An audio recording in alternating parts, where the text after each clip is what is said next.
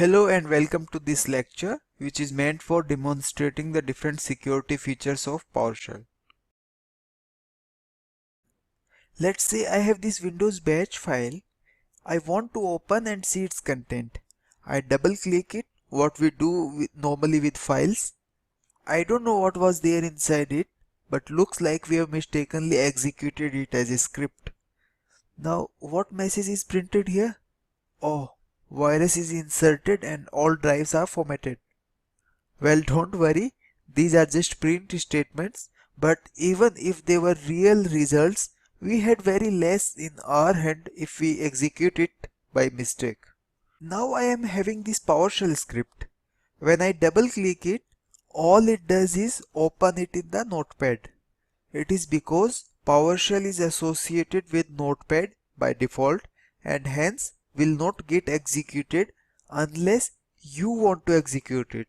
It is very important point when we talk about security of PowerShell scripts. Well, don't try to change the association of PowerShell script from notepad to PowerShell.exe. It will be foolish. Yeah. Next, execution policy. We have already talked about it in last lecture. Using this, we can declare how we want PowerShell scripts to be executed in our system. Another important thing, in PowerShell, you have to type the explicit path of the script in order to execute it. Just the script name is not sufficient. So let's say this is our script which we want to execute.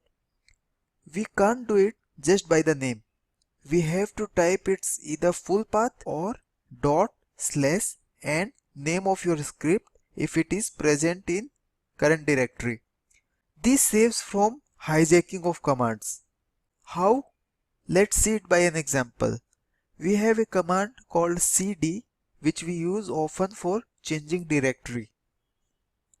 Now, what if a virus creates a file here with the same name cd and write harmful statements inside it, which can potentially damage our system? And when I try to change the directory, I'll of course use cd command and unknowingly I'll end up in executing the script. It was a problem with Unix shell scripts earlier, but in PowerShell there is no such risk because script will not execute if you don't type its explicit path.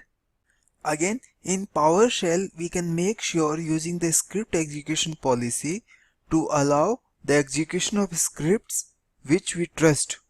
We just need to take a signature on our script from the trusted certificate provider and then nobody else can execute a script which we don't trust. Well, these were the main points we needed to discuss in PowerShell security at this time. We will explore more later in the course. Take care and see you in the next lecture.